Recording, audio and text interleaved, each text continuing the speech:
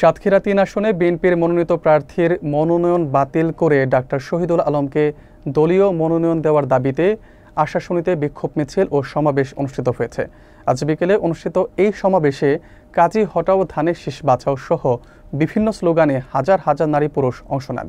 বক্তারা আগামী ৩ দিনের মধ্যে ডাক্তার শহীদুল আলমকে মনোনয়ন না দিলে সাতক্ষীরা অচল করে দেওয়ার হুঁশিয়ারি দিয়েছেন। বিস্তারিত থাকছে মোহাম্মদ মুকাররম বিল্লাহ মনির প্রতিবেদনে। সাতক্ষীরা ৩ আসনে বিএনপি কর্তৃক মনোনীত কাজী আলাউদ্দিনের মনোনয়ন বাতিল করে স্থানীয় নেতা ডাক্তার শহীদুল আলমের দলীয় মনোনয়নের দাবিতে আজ শনিবার বিকেল ৫টায় আশাশুনির চাপড়া ব্রিজের পাশে এই সমাবেশ ও বিক্ষোভ মিছিল অনুষ্ঠিত হয়। উপজেলা বিএনপি ও অঙ্গ সংগঠনের উদ্যোগে আয়োজিত এই কর্মসূচিতে হাজার হাজার নারী পুরুষ আশাশুনির মাটি শহীদুল আলমের ঘাঁটি এবং কাজী হটাও ধানের শীষ বাঁচাও সহ বিভিন্ন স্লোগান দেন।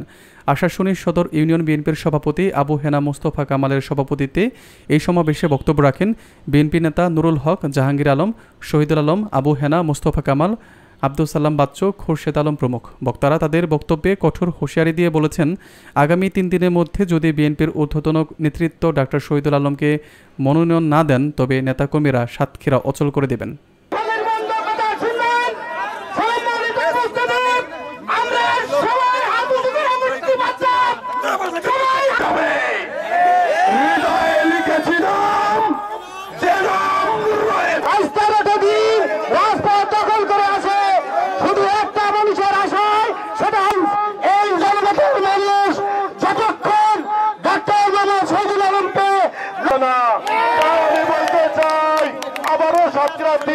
মানুষের পক্ষ থেকে